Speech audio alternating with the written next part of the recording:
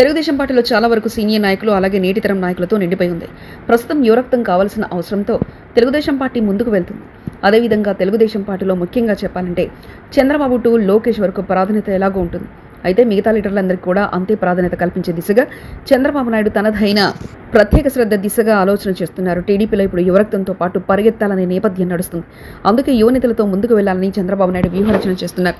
ఇక కేంద్ర మంత్రి రామ్మోహన్ నాయుడుకు పార్టీలోని ప్రాధాన్యత కల్పించాలని నిర్ణయించినట్లు తెలిసింది. నిజానికి మహానాడులో నారా లోకేష్కు పార్టీ వర్కింగ్ ప్రెసిడెంట్ మద్దతు ఇస్తారని అనుకున్నారు. కానీ మహానాడులో అది జరగలేదు. లోకేష్కు వర్కింగ్ ప్రెసిడెంట్ పదవి ఇవ్వాలన్న డిమాండ్ చాలా రోజుల నుంచి వినిపిస్తుంది. సీనియర్ నేతల నుంచి జూనియర్ నేతల వరకు నారా లోకేష్కు కీలకమైన పదవి అప్పగించాలనే డిమాండ్ వినిపించినా చంద్రబాబు నాయుడు మాత్రం ఆ ప్రతిపాదనలు తాత్కాలికంగా పక్కన పెట్టారు.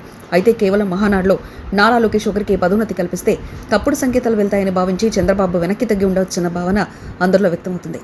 నారా లోకేష్కు వర్కింగ్ ప్రెసిడెంట్ ఇవ్వడం చిట్కలో పని. ఎవరో అభ్యంతరం చెప్పరు.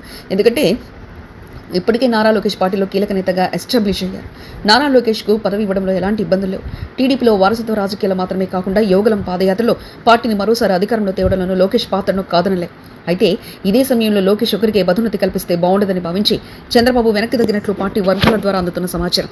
ఈ మేరకు ముందుగా లోకేష్ టీంను రెడీ చేసిన తర్వాత ఆయనను వర్కింగ్ ప్రెసిడెంట్గా చేయాలన్న ఆలోచనతో చంద్రబాబు ఉన్నట్లుంది. ముఖ్యంగా కేంద్ర మంత్రి కింజరాపు రామ్మోహన్ నాయుడుకు ముందుగా పదోన్నతి కల్పించాలని చంద్రబాబు నిర్ణయించినట్లు తెలిసింది.